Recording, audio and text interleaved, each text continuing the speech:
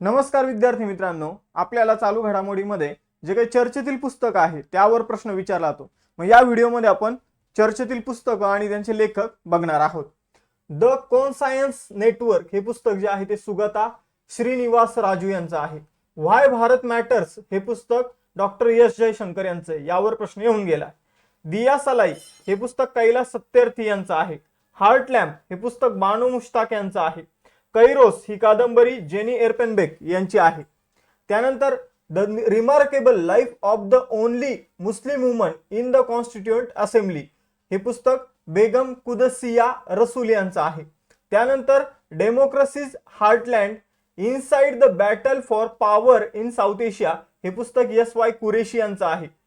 M S. Swaminathan the man who fed India हे पुस्तक प्रियंबदा जयकुमार यांचं आहे। The loneliness of Sonia and Sunny हे पुस्तक किरण देसाई यांचं आहे। व्हाय द कॉन्स्टिट्यूशन मॅटर्स हे पुस्तक डी.वाय. चंद्रचूड यांचं आहे।